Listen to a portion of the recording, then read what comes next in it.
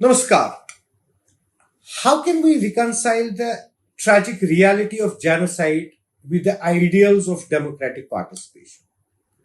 What does it mean for us, the Kashmiri Pandits, survivors of a brutal Jatividhwans, to be called upon to engage in elections that have consistently overlooked our suffering? Today, we are going to deliberate upon the profound conflict between the ongoing legacy of genocide and the democratic processes, exploring what we should do about the upcoming elections. What is the true nature of Jatividhwans? Can we grasp the full horror of this crime? What is Jatividhwans if not the ultimate crime against humanity? Can it be simplified to the gruesome statistics of mass murder, or does it represent something far more profound and sinister? An attempt to annihilate not just individuals, but our entire community's identity, culture, and history. How can we overlook that genocide is not merely an assault on human lives, but a calculated effort to erase us from the pages of history? When we turn our gaze inward, can we ignore how we were systematically driven out of our ancestral homeland, subjected to a campaign of terror designed to obliterate our existence and memory from Kashmir? Is Jatividhwan simply a collection of violent acts, or is it a cold, calculated strategy aimed at the total destruction of our existence? When the forced exodus occurred in late 80s and early 90s, was this not a manifestation of a broader, more diabolical agenda to cleanse Kashmir of its indigenous Hindu population, us?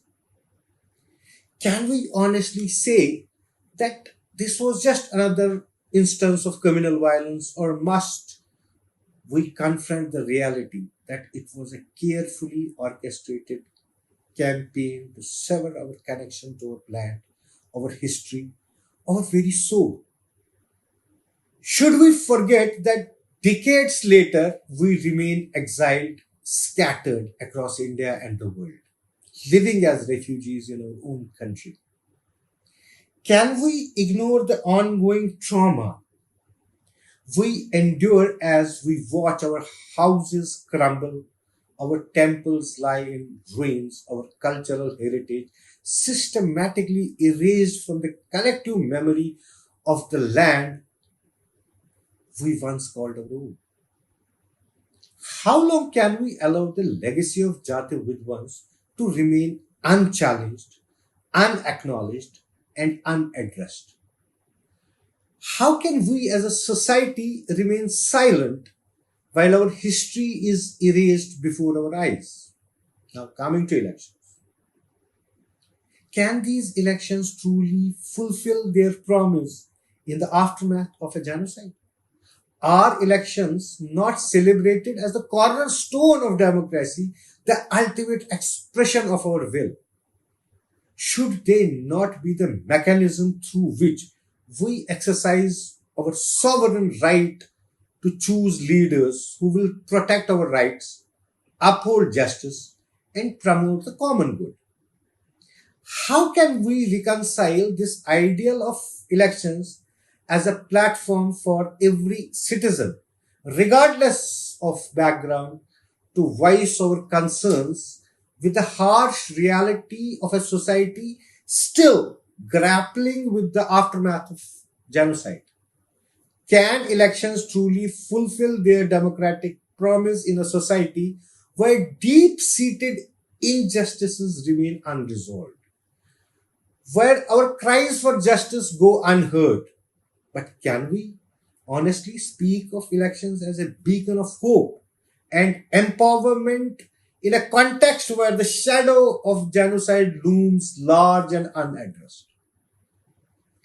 How can elections serve as a genuine expression of democracy when the very foundations of society are built on the blood-soaked ground of unacknowledged and unpunished crimes?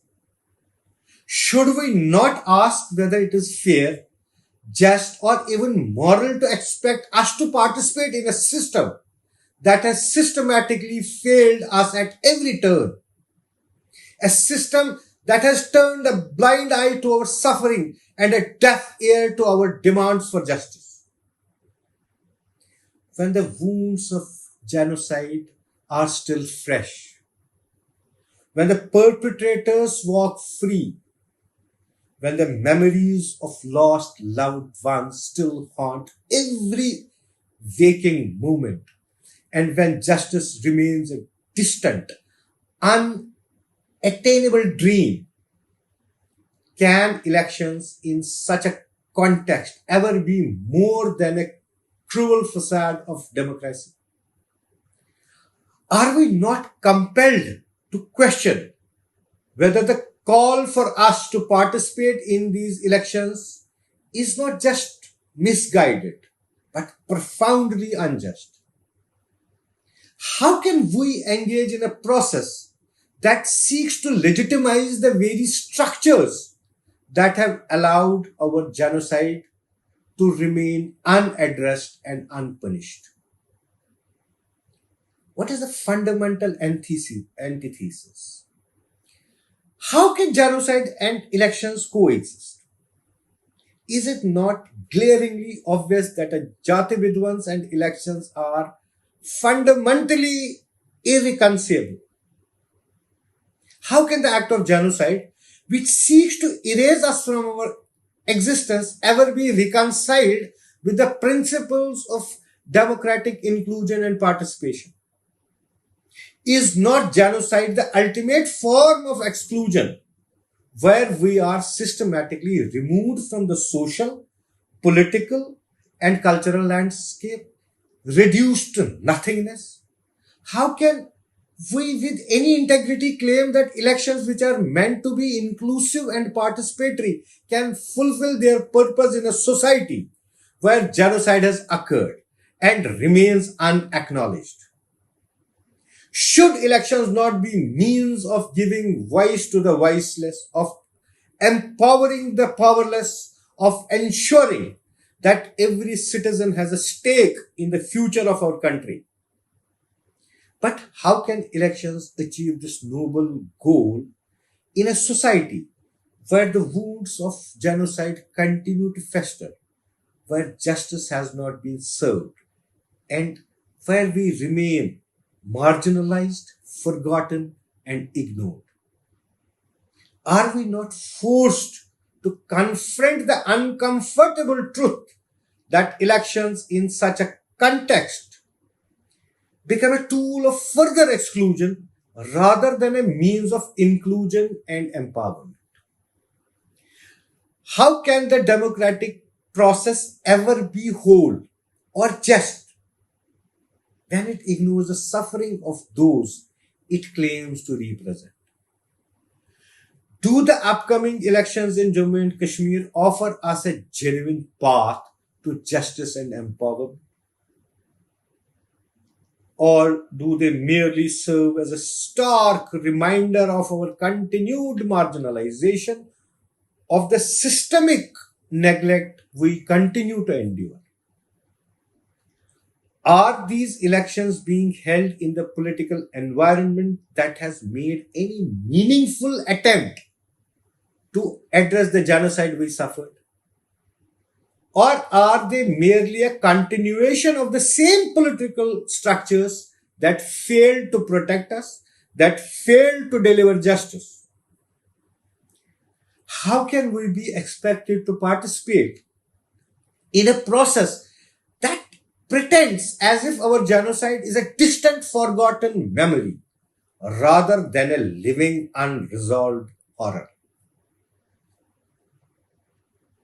Is there any other path to justice, given this deep and irreconcilable conflict between Jatividhwans and elections? Should we not take a bold, uncompromising stand?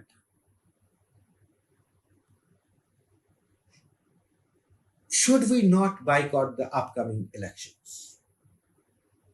Would this boycott be an act of disengagement or apathy? Or would it be a powerful and necessary statement of resistance against a system that continues to deny us justice, that continues to marginalize our suffering? How can we be expected to lend our legitimacy to a process that seeks to perpetuate a status quo built on the denial of our genocide and the systematic erasure of our history? Isn't boycotting the elections not just a choice, but a moral necessity? A clear and unequivocal message that we will not be silenced, will not be ignored, and will not participate in a charade of democracy while our demands for justice remain unanswered. Should we not refuse to validate a system that has failed us so completely, that has offered us nothing but empty promises and hollow words? Isn't this boycott a declaration that our right to vote cannot be separated from our right to live in dignity, in security, and in peace? Shouldn't it be an assertion that until the genocide is acknowledged, the perpetrators are held accountable, and our right to return to our homeland is secured, there can be no true democracy in Kashmir? Is this boycott not also a powerful call to the nation, that a reminder that our plight is not just a regional but a national issue, a matter of gross human rights violation, a stain on the conscience of the nation? Shouldn't it challenge the world to confront the ongoing reality of genocide in the modern era, to demand justice for those who have been wronged? Can we as a community afford to ignore the fact that the failure to address such atrocities undermines the very foundation of law, human dignity, and principles of democracy itself? Can there be any doubt about the necessity of boycott?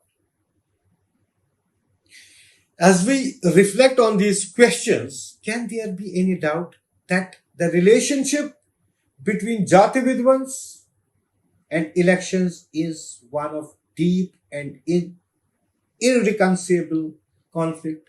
Does genocide not destroy the very fabric of society, rendering democratic processes meaningless for us who have been victimized, marginalized, and silenced?